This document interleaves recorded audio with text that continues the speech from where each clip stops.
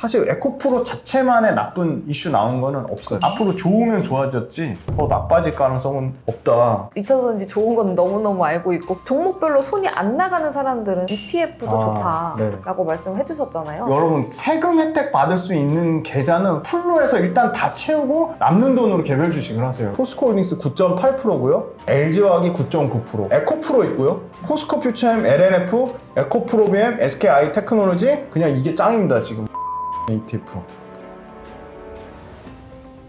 GM하고 포드가 전기차 충전 시스템, 테슬라 시스템으로 네네네네. 하겠다. 그것도 좀 크게 영향을 미치는 소식인가요? 테슬라 그 슈퍼차저 그게 글로벌로 한 45,000대 쓰는데 그게 GM하고 포드 외에 계속 늘어날 수밖에 없다고 볼게요. 기존의 CCS 구조에서 지금 테슬라가 만드는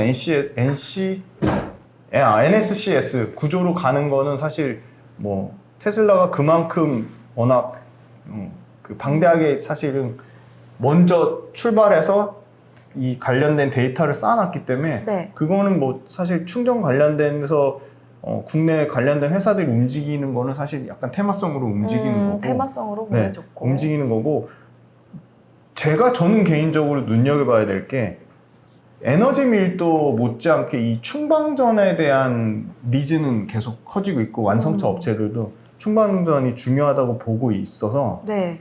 충전 방전을 어떻게 하면 효과적이고 빠르게 효율적으로 할 수 있을까?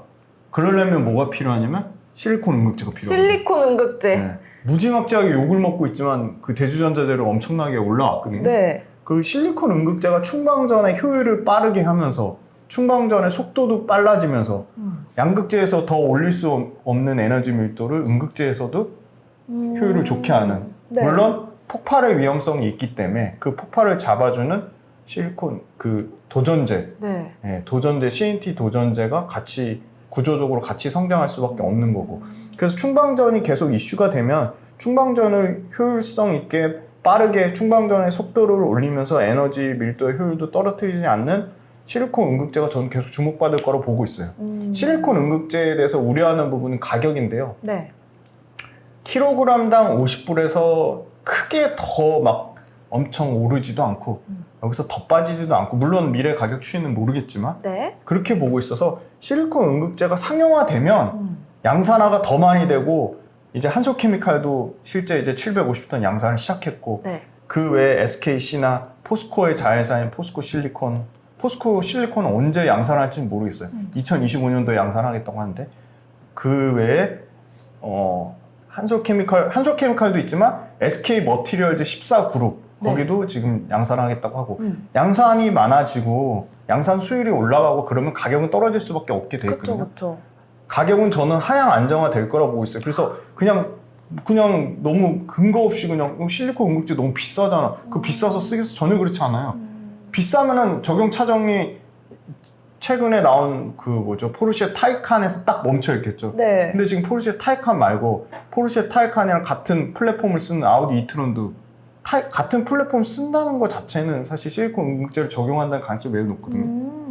그리고 GM, 그 다음에 차세대 BMW, 그리고 포드의 픽업 트럭, 그리고 아까 말씀드린 아우디, 현대기아차, 심지어 볼보까지 계속 이 실리콘 응급제 적용을 늘리겠다는 차종이 늘어나고 있어요. 올해만 해도 아마 4종에서 7종 정도 신차에서 네. 실리콘 응급제 적용 가능성이 높은데 실리콘 응급제는 사실 뭐 중국하고 일본 업체 정도가 경쟁인데 네. 이 응급제 또한 양극재만 사실 IRA 혜택을 받는 건 아니에요. 응급제도 국내에서 이 50% 이상 대주전자재료가 양산해가지고 부가가치해서 북미로 얼마든지 수출 가능성이 매우 높거든요. 네. 대주전자재료는 레퍼런스도 있고 생산 수율도 좋고 지금 계속 캐파 투자 계속 하고 있고 2030년까지 연간 10만 톤까지 늘린다고 했으니까. 네. 그래서 이 중국산 실리콘 응급제를 배제할 경우에는 사실 BTR이라는 회사가 있어요. BTR 뭐 일본의 시네츠 이 정도가 있는데 BTR. 네. BTR 시네츠 제외하고는 아마 최소한 뭐 대주전자재료가 아마 실리콘 응급제 관련돼서 뭐 글로벌 탑 10등 안에 들어갈 것 같아요. 지금은 6, 7등 정도 할 어때요? 것 같아요. 지금 계속 캐파를 늘려가고 있으니까 점유율은 계속 올라가겠죠. 적용 차종이 늘어나면. 충방전이 이슈가 되면 될수록 실리콘 응급제랑 이 도전제에 대한 관심은 더 높아질 것 같아요. 그럼 지금 2차전지 내에서는 실리콘 응급제를 가장 중요하게 보시는 거고 네네. 거기에 맞는 종목은 대주전자재료를 봐도 네. 좋다. 하고 나노신소재가 같이 나노신소재. 네네. 알겠습니다. 그럼 제일 또 중요한 이슈는 뭐죠? 리튬이잖아요. 네, 리튬 가격 그래도 네. 조금 네. 내려가고 있다. 아니 리튬 가격 빠진다고 막 그렇게 얘기하는데 네. 참 하여튼 어때요? 리튬 가격은 좀 리튬- 체크를 해봐야 될 것 같은데. 리튬은 네이버의 한국 광물 자원 서비스를 치시면 네. 코미스라고 나오거든요. 코미스 들어가셔가지고 코미스. 네, 가격 전망 지표를 클릭하시고 마이너 메탈에 들어가시면 리튬이 나옵니다. 물론 이건 탄산 리튬입니다. 근데 탄산 리튬을 가공하는 게 수산 리튬. 지금요 150 위안까지 빠졌다가 킬로그램당 네. 152. 다시 지금 다시 상승세를 좀 보이고 있네요. 305까지 다시 올랐어요.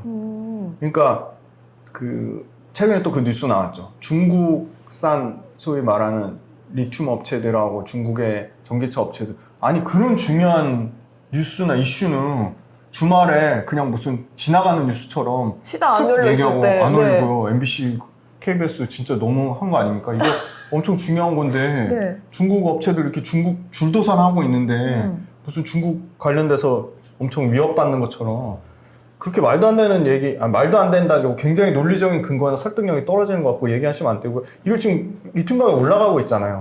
그래서 제가 수산화 리튬도 보니까 한 47,000불에서 크게는 안 빠지고 있어요. 5만 불이 깨지긴 했는데 네. 이 탄산 리튬 가격이 올라오면 수산 리튬도 다소 완전히 동일하진 않지만 어느 정도 연동이 따라가는 되거든요. 모습이 있겠죠. 네, 연동되는 모습이 있어서 그럼 지금 댓글창에 얏옹님께서 리튬 가격 올라가는데 뭐 살까요? 하는데 리튬 가격이 올라감에 따라서 좀 수혜를 받는 종목들이 있나요? 당연히 포스코홀딩스가 제일 좋죠. 에코프로도 좋고요. 네. 근데 포스코홀딩스 같은 경우는 이제 드디어 하반기에 이 광석 리튬 10월 말 정도에는 아마 양산 아르헨티나 그 움베르토 여모 같은 경우는 내년 하반기 예상을 하고 있고요. 네. 지금 그 호주 그 필바라 관련된 광석 리튬은 지금 올해 10월 말에 광석 리튬 관련돼서 이슈가 나오고 있어서 포스코홀딩스가 저는 가격적으로도 제일 부담이 없다고 보고 있거든요. 지금 포스코홀딩스 주가를 확인해 보면 좀 2차 전지에 관련된 모멘텀으로 올라갔다고 보시나요? 아니면 아직까지는 철강 관련해서밖에 네. 주가에 반영이 안 됐다? 이게 두 가지인데요. 소위 말하는 경영자 이 최정호 회장님의 사실 정부하고 약간 일종의 대치되는 상황이라고 해야 되나? 그런 최고 경영자에 대한 약간 부정적인 이슈는 계속 나오는 것 같고 네. 두 번째는 기관이 사실 포스코홀딩스 최근에 레포트는 막 내는데 그 레포트 내는데 거기 좀 2차전지 관련된 내용 좀 자세히 좀 써줬으면 좋겠어요. 자세히 안 써 있어요? 네, 거의 철강 얘기밖에 없어요. 왜 그래요? 근데 포스코홀딩스가 2차전지 관련해서 주목받은 지 좀 오래됐는데. 근데 기관 입장에서는 충분히 이해를 합니다. 왜냐하면 철강 관련된 이슈가 당연히 주될 수밖에 없는 게 매출과 이익의 85%를 차지하거든요. 네. 그러니까 아마 수산화 리튬이 본격적으로 이제 매출에 반영되면 충분히 얘기는 할 거예요. 근데 아직 숫자로 안 찍히니까 이거 얘기하는 게 충분히 기관 입장에서는 부담될 수는 있다. 네. 저희는 공정하게 얘기를 해야 되는 거니까요. 그래서 그렇긴 한데 숫자를 보면 이거 어디 들어가서 보시면 되냐면 종목 분석의 컨센서스라고 있습니다. 네. 네이버 컨센서스 신뢰하지 않으시는 분은 자기만의 원칙이나 기준으로 계산해 보시면 돼요. 여기 보시면 2023년 이거 지금 매출이 1%밖에 안 줄어들고 영업이 이거 한 1, 2%밖에 안 줄어드는 거는 굉장히 지금 선방한다고 보는 거예요. 그러니까 철강 가격이 계속 올랐어요. 야금야금 올렸거든요. 네. 철강석, 원자재 맞아요. 철강석을 올렸는데 중국 정부에서 되게 불편한 기색을 내비쳤대요. 네. 철강 어떡해요? 가격 올리는 거에 대해서. 그러니까 자기네들은 모르겠어요. 철강 가격 올리는 게 사실 워낙 소위 말하는 중국의 저가산 철강 업체들이 막 난립하다 보니까 정부에서 케어하지 못할 정도 수준까지 이르렀나 봐요. 그래서 그중에 일부 업체들이 많이 줄도산 되는 형태가 나와서 네. 그래서 결론적으로는 올랐다가 꺾였거든요. 네. 근데 꺾여서 더 계속 빠지냐 그러진 않을 것 같아요. 네. 네. 그래서 다시 올라올 거라고 보는데 그 이유는 지금 이 데이터에는 사실 중국의 대대적인 인프라 투자, 그다음에 중국 내수 소비 진자, 소위 말하는 뭐 중국 뭐 예를 들어 리오프닝 되면 리오프닝 관련돼서도 당연히 이 경기 민감제 관련된 수요가 올라올 수 있거든요. 네네. 근데 그 부분이 하나도 지금 여기는 반영이 안 됐다고 보고 있어요. 그게 아마 반영된다 치면 네. 실적이 더 올라올 거예요, 사실은. 왜냐면 1분기에 그 흰남노 냉천 범람해서 3천억 가까이 비용을 떨궜음에도 불구하고 굉장히 선방했거든요. 그럼 이제 더 이상의 비용 관련된 이슈는 큰 굵직굵직한 3천억대 이슈는 없기 때문에 2, 3분기 실적이 더 좋아지면 좋아졌지. 네. 그래서 철강석 가격만 여기서 더 빠지지만 않는다면. 네. 그래서 사실은 2차 전지에 대한 밸류가 안 반영돼 있기 때문에 지금 10배 정도인데 네. 아까 말씀하신 대로 2차 전지 관련된 밸류가 반영이 안 되더라도 2차 전지 관련된 이슈가 나오면 포스코홀딩스의 주가는 계속 반짝반짝 올라갈 가능성이 높다고 보고 있고요. 사실은 포스코홀딩스는 포스코 퓨처엠의 지분을 갖고 있죠. 네. 그리고 포스코 인터내셔널의 지분을 갖고 있죠. 네. 그 다음에 폐배터리 리사이클링하는 포스코 HY 클린메탈의 지분도 갖고 있거든요. 포스코 퓨처엠의 지분 가치는 보시면 28조 8,900억인데 포스코 홀딩스가 33조예요. 진짜 거의 5조밖에 차이가 안 나네요? 그러니까 포스코 홀딩스가 너무 싼 거죠. 네. 포스코 퓨처엠 비싸다는 그 2차 전지 밸류가 아직 반영이 안 된 거죠? 네네. 포스코 퓨처엠의 지분 가치를 포스코 홀딩스가 얼마나 갖고 있냐. 자, 종목 분석 가셔가지고 이거 공부하는 거 너무 재밌지 않으세요? 재밌어요. 네. 그리고 계속 업데이트 되니까 네. 뭐가 달라졌나. 하나하나 이거 따져보는 거 너무 재밌습니다. 그러니까 그 너무 가격 떨어지는 거에 스트레스 받지 마시고 이 공부하는 알아가는 과정에 대한 재미를 미친 듯이 느껴보시면 그 과정을 즐기시면요 주가 빠지고 이런 거에 멘탈 관리에 좋은 방법은 뭔가 또 새로운 이슈나 뉴스 없을까 이거 찾아보시는 거예요. 손품을 파시면 반드시 성공하실 수 있어요. 손품. 네. 주식으로 돈 버는 비법은 손품에 있습니다. 기업 현황에 있습니다. 기업 현황. 포스코 홀딩스의 4인. 네, 여기 나오죠. 지분 59.7%. 네. 그죠? 절반 넘게 갖고 네. 있죠. 60% 잡을게요. 네. 그러면 17.3조에 또 막 지주사, 포스코 홀딩스 지주사로 또 이거 지분 할인율 적용하거든요.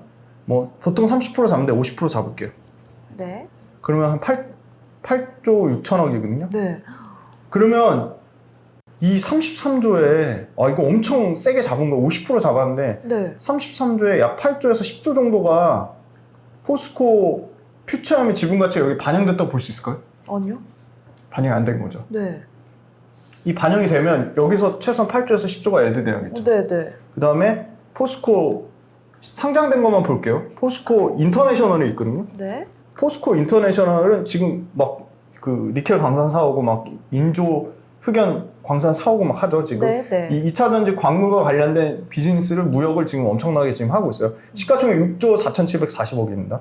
6조 4,730억이면 자 이거를 종목 분석 들어가셔가지고 기업 현황에 포스코 홀딩스가 지분 몇 프로 갖고 있죠? 포스코 인터내셔널 70% 갖고 있어요. 더 많이 갖고 있죠. 그럼 이것도 똑같이 계산해 볼게요. 자 6조 5천억 잡고 네. 6.5 곱하기 0.7 곱하기 또 보수적으로 잡을게요. 지분율 50% 할인해 볼게요. 네. 그럼 2.3조예요. 2.3조가 애드돼야죠. 그죠? 네. 그럼 8조.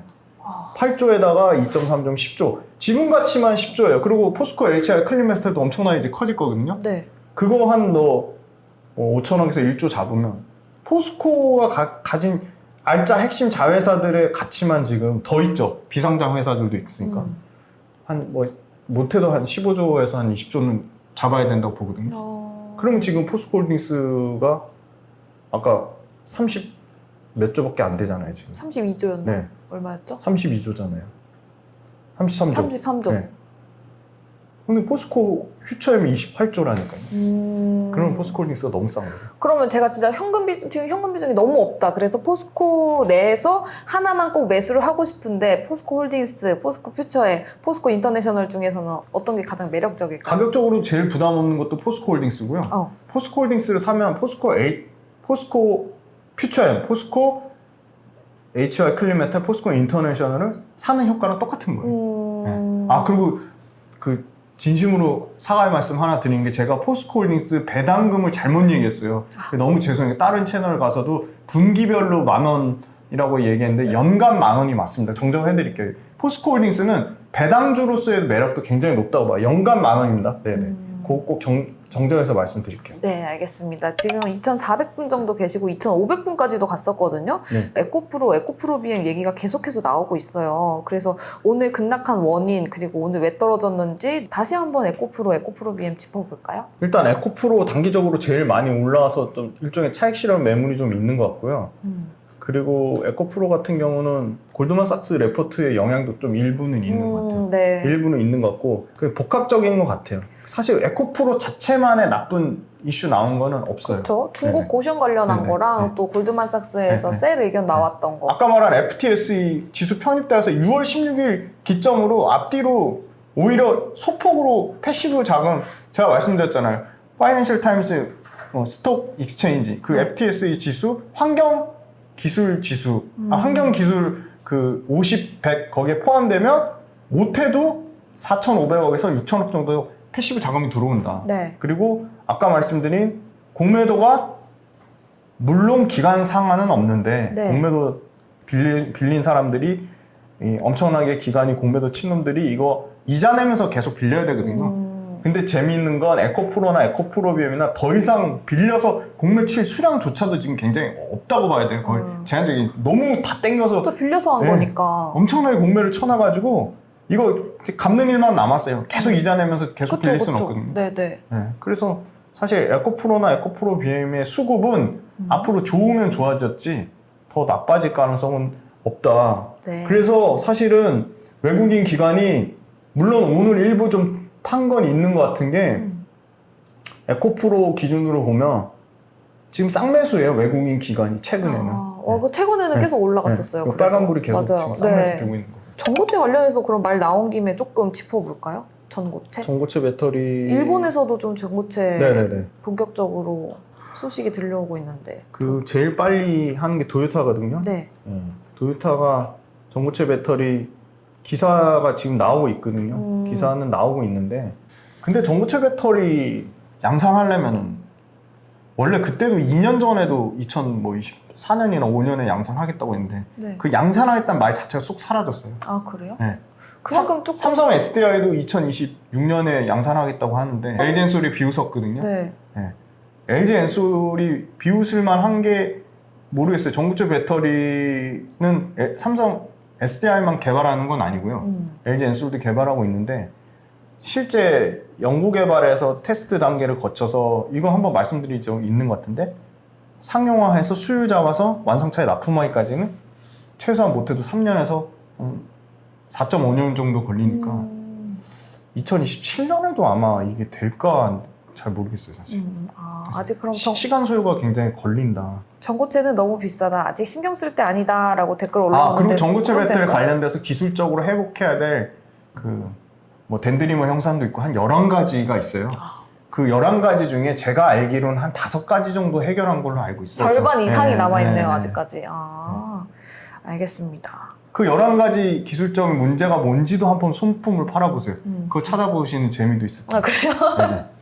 다들 근데 전고체는 먼 미래다. 10년 이상 걸릴 거라 본다. 전고체 패스. 근데 저처럼 2차 전지 좋은 건 너무너무 알고 있고 계속 유혹은 당하고는 있지만 종목별로 손이 안 나가는 사람들은 사실 저번에 대표님께서 ETF도 좋다라고 네네네. 말씀해 주셨잖아요. 네. 제가 질문을 잘못 이해해가지고 ETF 또 저도 ETF의 진심이거든요. 네. ETF는 퇴직연금 계좌, 개인 종합 자산관리 계좌. 여러분 세금 혜택 받을 수 있는 계좌는 풀로 해서 일단 다 채우고 남는 돈으로 개별 주식을 하세요. 왜냐면 정부가 참 안타까운 게 뭐 전 정부든 지금 정부든 세금 혜택 관련된 걸 죄다 없애고 있어요. 옛날에는 저 초창기에 만들 때만 해도 해외 비과세 저축펀드라는 게 있었고요. 네. 그다음에 또 뭐 개인연금 자산관리 계좌 약간 다른 버전 형태 지금 명칭이 생각 안 나는데 그게 있었거든요. 근데 그런 걸 다 없애놨어요. 그래서 지금 ISA 계좌랑 그 IRP 계좌 그다음에 연금저축 뭐 요 세 가지 정도가 세제 혜택 받을 수 있는 유일한 거고요. 그래서 ETF 지난번에는 네, 그래서 ETF 포스코 제가 퓨처엔 들어가 네, 있는 신한솔 네, 여러 가지 ETF였나요? ETF를 준비했거든요. 네. 2차 전지 아니더라도 좀 좋다고 생각되는 ETF를 준비했고요. 네. 자, 이거는 오히려 좀 잘 된 것 같아요. 지금 신한자산운용 솔 네. 2차 전지 소부장 FN ETF거든요. 얘네가 포스코 홀딩스의 비중이 더 올라갔어요. 9.8%까지. 네, 홍보하는 거 아닙니다. 저 신한자산운용이랑 아무 상관없고요. 그냥 ETF 관련돼서 좋은 ETF에 대해서 관심 갖고 공부해 보시라고 말씀드린 거 전혀 아무 이해관계 없습니다. 진짜 이 신한 솔 2차 전지 소부장 FN ETF에 포스코 홀딩스가요 6등이었는데 3등까지 올라왔어요. 포스코 홀딩스 9.8%고요. 그 다음에 코스모 신소재가 아마 이건 코스모 신소재 주가가 많이 올라가서 보유 비중이 좀 올라간 것 같아요. 그 다음에 제가 제일 좋아하는 LG화학이 9.9%. 네. 그 다음에 에코프로 있고요. 네. 에코프로도 최근에 좀 올라와서 비중이 커진 것 같고요. 포스코 퓨처엠, LNF, 에코프로비엠, SKI 테크놀로지, 그 다음에 대주전자재료랑 나노신소재가 13등, 14등에 있습니다. 네. 그냥 이게 짱입니다. 지금 2차전지 소부장 FN ETF. 요거 사시면서 조금씩 개인 연금 계좌, 그 다음에 개인 종합 자산관리 계좌 ISA, 퇴직연금 계좌 IRP 계좌 이거 모아가시면 좋을 것 같고요. 네. 그다음에 제가 오늘 새롭게 준비한 거는 캐디 메가테크. 캐디 메가테크요? 네, 요거 생소하실 수도 있는데 진짜 이거 잘 만들었어요. 이게 한국의 미래 먹거리 5대 메가테크 핵심 기술. 저 여기랑도 아무 상관없습니다. 전혀 오늘 말씀하시는 종목, 말씀하시는 종목, ETF 다 대표님과 큰 이해관계가 없는 곳들이죠. 자, 캐디 메가테크라고 한국의 미래 먹거리 5대 핵심 기술 요거를 산업별로 분류해서 거기서 가장 경쟁력 있는 기업들만 뽑아서 지수로 만들었어요. 근데 딱 고정돼 있지 않아요. 이게 계속 리밸런싱을 합니다. 첫 번째 지능형 로봇, 두 번째 모빌리티, 그 다음에 세 번째 차세대 에너지, 네 번째 AI 빅데이터, 다섯 번째 첨단 소재 이렇게 들어가 있거든요. 그래서 상위 10개 종목을 봤더니 네. 대형주 위주로 돼 있긴 해요. 아. SK 하이닉스, 두산 에너빌리티, 삼성전자, 삼성 SDI, 현대차, 하나솔루션, 동진세미케, LG에너지솔루션, 기아, 나노신소재 이렇게 돼 있는데요. 요 밑에 보면 로봇 관련된 기업도 들어가 있고요.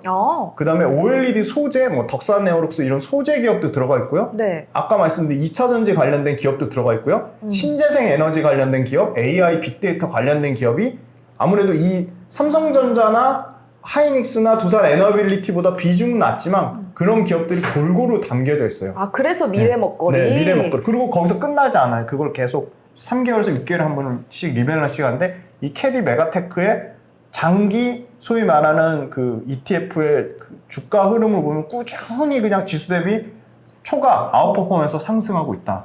그래서 요거는 사실 공부해 보시기 괜찮을 것 같고 미래 먹거리 관련된 미래 성장, 구조적인 성장하는 트렌드 산업을 요 ETF가 다 담고 있습니다. 또 갖고 온 거는 이 하나로 글로벌 럭셔리 S&P ETF 명품 산업, 명품을 사지 마시고 네. 명품 ETF를 사서 나중에 에르메스 가방 한 개 살 거 한 100개 사서 이거 열심히 모으셔가지고 ETF에다 투자를 해서 네네. 명품 가방 사지 말고. 그렇죠. 그래서 이것도 소위 말한 명품 관련돼서 사실은 저는 계속 성장할 거로 봐요. 저는 명품 매장만 유심히 봅니다. 왜요? 그게 돈이 될 것 같거든요. 사실 근데 경기 침체 온다 하면서 명품 쪽으로는 오히려 소비가 굉장히 늘어났다고 네, 기사가 오히려 났더라고요. 늘어났습니다. 네. 네, 그 기사 찾아보시는 것도 재밌고요. 테슬라 일론 머스크 회장이랑 LVMH 그 회장 아르노 회장이랑 네. 둘이 계속 1, 2등 치고 그 주식 맞아요. 그걸로도 명품 지분 가치로도 사장님과. 계속 1, 2등 다투고 있어요. 지금 아르노 회장은 뒤졌는데 또 중국 경기 좀 살아난다고 하면 바로 테슬라 역전할 수도 있다고 봅니다. 그래서 명품 관련된 ETF가 하나로 글로벌 럭셔리 S&P ETF가 압도적으로 이게 1등이었는데 지금 이거 따라한 건지 이게 지금 명품 관련된 ETF로 삼성 자산운용 코덱스 유럽 명품 탑10 ETF가 나왔어요. 새로 나온 거예요? 네, 완전 새 거는 아닌데 이 하나로 글로벌 럭셔리 S&P ETF보다는 새 거예요. 네. 근데 이게 재미난 게 하나로 글로벌 럭셔리, 그러니까 본인만의 소위 말하는 뭐 선호도에 따라, 저는 두 개가 다 큰 차이는 없다고 보는데 본인만의 선호도에 따라 투자하시면 될 것 같아요. 근데 유럽 상장된 명품 관련 딱 진짜 말 그대로 명품에만 투자하는 거는 코덱스 유럽 명품 탑 10 ETF가 좀 더 가까워요. 구성 종목이 제일 중요해요. 에르메스가 제일 많이 들어있어요. 네, 에르메스. 대장. 여기서도 대장이네요. 네. 그 다음에 리치몬드가 뭐냐면요. IWC, 고급 명품 시계 있잖아요. 그 다음에 네. 까르띠에. 까르띠에 알아요. 까르띠에 아시죠? 네. 메인은 제가 알기로는 까르띠에랑 IWC 비중이 제일 높은 걸로 알고 있어요. 그래서 요 리치몬드란 게 있고요. 그 다음에 세 번째가 LVMH. 그 다음에 케어링 아시죠? 케어링 구찌. 구찌. 네. 그 다음에 페라리 알아요. 그다음에 페라리요? 네. 페라리가 들어가 있어요. 차 페라리? 명품 차잖아요. 네, 페라리. 네. 그게 있고, 이거 너무 재밌죠. 여기 보시면 버버리도 있고요. 몽클레어 패딩 명품. 네. 그다음에 겨울 되면 많이 팔리는 네. 거. 그 옛날에 버버리가 들어가 있습니다. 영국 버버리. 버버리는 네. 클래식 네. 명품 아닌가요? 네. 그다음에 계속 좋죠? 크리스찬 디올. 요 정도가 있고요. 요게 소위 말하는 삼성의 명품, 유럽 명품 탑 10이고요. 하나로 S&P 글로벌 럭셔리는요, 좀 약간 짬뽕. 하나로 글로벌 럭셔리 S&P ETF는요, 네. 1등이 리치몬드고요, 네. 2등이 LVMH, 3등이 에르메스, 4등이 벤츠예요. 오. 거기 없는 여기는 벤츠가 들어있죠. 네. 그리고 또 특징적인 거는 5등에 테슬라가 들어가 있어요. 그리고 또 재미난 거는 테슬라도 명품으로 보나요? 네, 테슬라를 명품으로 보네요. 어. 그러니까 그게 조금 약간 이상하긴 해요. 네. 12등에 나이키가 들어가 있어요. 이야. 네. 그래서 약간 명품을 좀 시각을 다양화했다. 그래서 하나로 글로벌 S&P나 아까 삼성, 코덱스 그 두 가지가 약간 같은 명품을 취급하는데 하나로 글로벌 럭셔리 S&P 합성 ETF랑 네. 코덱스 유럽 명품 탑 10. 요 두 개 중에 하나 정도를 꾸준히, 저는 하나로 글로벌 럭셔리 S&P ETF를 꾸준히 투자해서 지금 평균 수익률이 연평균 그래도 한 87% 정도 나온 것 같아요. 진짜요? 네, 계속 퇴직연금 계좌에 계속 넣어서 샀거든요. 우와. 네. 근데 저 때는 이 코덱스 유럽 명품 탑 10 이게 없었어요. 그래서 좀 더 나는 유럽 명품에 더 집중하고 싶다 하시면 이거 하시면 돼요. 그래서 백화점 가서 명품관 보고 계시는구나. 아니, 그건 아니고요. 아, 그래요? 네.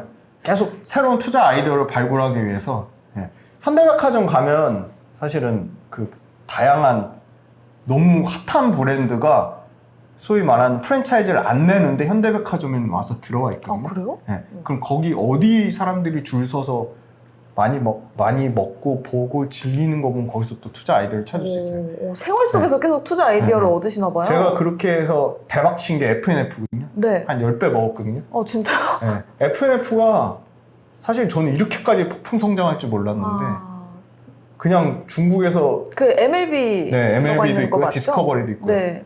어마어마하게 성장하는데 아직도 이제 사실 죽지 않고 있어가지고 계속해서 네. 리포트도 나오고 있고 관심을 네. 꾸준히 받고 있죠. 맞아요. FNF. 그런 형태로 지금 뜨는 초창기 FNF 모습을 보이는 게 유승범이 선전하는 스노우피크. 요즘에 그 얘기 엄청 많이 들려요. 미치도록 성장해요. 네. 2차 전지 같이 소위 말해서 매출가 이게 55%씩 성장. 그 류승범 배우를 모델로 쓰고 나서 네네.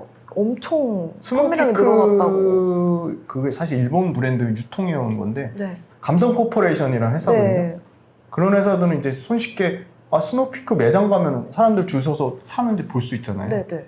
그런 거는 굉장히 좀 쉽게 투자 아이디어를 얻을 수 있고. 네. 그래서 2차 전지를 엄청나게 좋아해서 2차 전지 비중을 예를 들어 나는 100% 중에 100을 다 채우는 건 너무 리스크가 크고요. 저는 80% 이상 담고 있지만 네. 100% 중에 한 60에서 70%는 담고 나머지 30%는 현금 들고 있다가 이렇게 핫한 브랜드가 있거나 이렇게 핫한 ETF가 있으면 조금씩 적립식으로 사보시는 거예요. 알겠습니다. 이렇게 ETF까지 짚어주셨습니다. 그럼 오늘 있었던 중국 고션의 공장 설립이라든지 네네. 골드만삭스의 매도 리포트 이런 거 크게 신경을 안 써와도 된다라고 마무리 해봐도 될까요? 일단 중국 거시아는 3월 달에 이미 나온 이슈라 신규 이슈가 아니라고 말씀드리고요. 네. LFP 양극재에 관련된 배터리 승인은 하이니켈 양극재를 주력으로 하는 우리나라 업체한테는 전혀 뭐 신선한 이슈도 아닐 뿐더러 큰 타격, 펀더멘탈에 영향을 미치는 건 전혀 아니다라고 보고 있고요. 다만 저는 그것보다 유럽에서 출하량이 뭐 좀 더 팩트 체크가 필요해 보이지만 유럽에서 출하량, 북미에서 출하량이 LG 엔솔이 80% 연간 80% 성장했음에도 불구하고 CATL이 100% 넘게 성장하면서 CATL의 출하량이 LG 엔솔의 출하량을 아주 소폭이지만 0.1 차이긴 하지만 역전했다는 거는 좀 더 그 팩트 체크가 필요해 보이고 말씀 주신 대로 CATL이 꼼수를 부려서 북미에 공장이 없음에도 불구하고 네. 셀의 형태로 조립만 해가지고 미국에서 조립만 해서 7,500불에 그 보조금을 받는 거는 장단점이 있다. 그렇게 해서 테슬라가 더 많이 팔리면 아마 테슬라가 LFP 배터리를 비중을 줄이고 아마 4695 형태의 원통용 배터리가 늘어나면 늘어날수록 469 원통용 배터리에 연관된 밸류체인 삼성 SDI가 될 수도 있고 LG 엔솔이 될 수도 있는데 그런 회사들 그리고 원통용 배터리 케이스를 만드는 회사들 뭐 신흥 SEC 같은 회사도 있고 그 원통용 배터리에 니켈 도금 강판을 만드는 TC 스틸 이런 회사들 연관 밸류체인 공부해 보시는 것도 너무 재밌을 것 같다. 그리고 마지막으로 중요한 게 또 말씀드릴 게 있었는데 먼저 실리콘 진행해 응급제? 주시면 실리콘 응급제 역시 제가 딱 맞췄죠? 정확히 맞추셨습니다. 충방전이 이슈가 되면 충방전 관련된 테마주 소위 말하는 충방전 관련돼서 미국에서 직접적으로 수혜받는 회사가 있어요. SK 시그넷이거든요. 안타깝게도 코넥스에 상장이 돼 있어요. 네. 그 회사는 투자하려면 절차가 까다로우니까 차라리 충방전이 계속 중요한 이슈가 되고 그러면 많이 욕들 하시고 대주전자재료 밸류가 비싸다고 하시는데 대주전자재료 PEG 값을 계산해 보시면 비싸다고 말하시긴 어렵고요. 대주전자재료도 정상적인 대로 캐파 증설을 하면 할수록 연매출이 100%씩 성장한다. 그래서 대주전자재료의 성장성을 보시고 실리콘 응급제 관련된 것도 앞으로 충방전이 중요하면 중요해질수록 이슈화는 될 거다. 그래서 좀 역시나 양극재 긴 호흡으로 끌고 가듯이 응급제나 도전제도 좀 긴 호흡으로 끌고 가시라고 말씀드리겠습니다. 네, 알겠습니다. 여기서 이제 2,000원지 이야기는 마무리 해보도록 하고 오늘 저희 최고로 많이 들어왔을 때가 2,700분 들어오셨고 또 좋아요는 1,500개까지 갔거든요. 이거 역대급 아닙니까? 네, 어마어마하네요. 박수 한번 같이 소감 한마디만 해주시죠. 너무 감사드리고 네. 일단은 좋은 말씀 너무 많이 해주셔가지고 응원하는 메시지가 엄청 많아가지고 진짜 더 열심히 더 미친 듯이 공부해가지고 진짜 아낌없이 다 알려드리도록 하겠습니다. 네, 오늘 2023년 6월 14일 머니라이브 김지훈 대표님과 함께 해봤습니다. 저는 오늘 진행을 맡았던 임민소이고요. 저는 김지윤이었습니다. 네, 오늘 시청해주신 여러분 고맙습니다. 감사합니다. 80년대 짜장면이 500원이었어. 지금 짜장면 얼마입니까? 8,000~9,000원 하죠. 새우깡이 얼마나 올랐죠? 30배 올랐네. 새우깡의 가치가 30배 올라갔습니까? 금리가 올라가요. 그러면 세입자 입장에서 전세를 선호할까요? 월세를 선호할까요?